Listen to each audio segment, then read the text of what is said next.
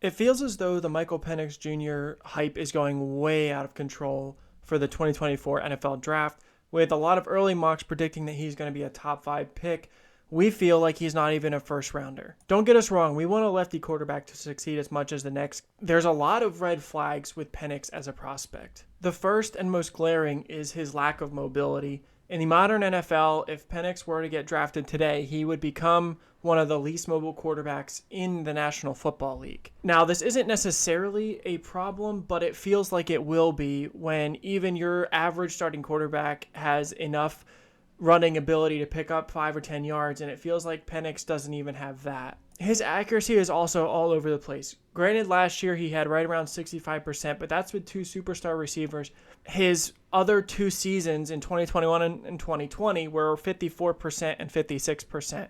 Now, you may say that Anthony Richardson just got drafted in the top 10, and he had horrible completion percentages.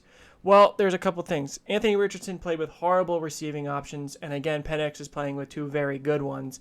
He also had one of the highest drop rates against him at Florida, and Richardson is a freak athlete that has a limited upside that Michael Penix just is not. Penix has a pretty good arm strength-wise, and his release is decent, but there's just so many issues with his game and inability to escape the rush. He goes down really easy in the pocket, that we feel like this Heisman candidate, top 3, top 5 draft pick potential is just not there.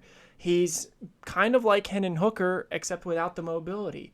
In our eyes, his floor is Josh Rosen, someone that just never sees the field, doesn't succeed. He only had 8 interceptions last year, but there was a lot of other throws that were dropped that should have been more. He's going to be somewhat of a liability with turnovers, we feel, and we want him to succeed. We never want a prospect to fail, but we just need a lot of growth this season from a quarterback that's already on the older side. He's not ridiculously old, but it's also not like he's 20, and he's got a ton of upside as a developmental prospect should he sit for a couple of years. The big issue with Hendon Hooker is coming out and he's 25, 26. When his rookie contract's up, he's going to be 30.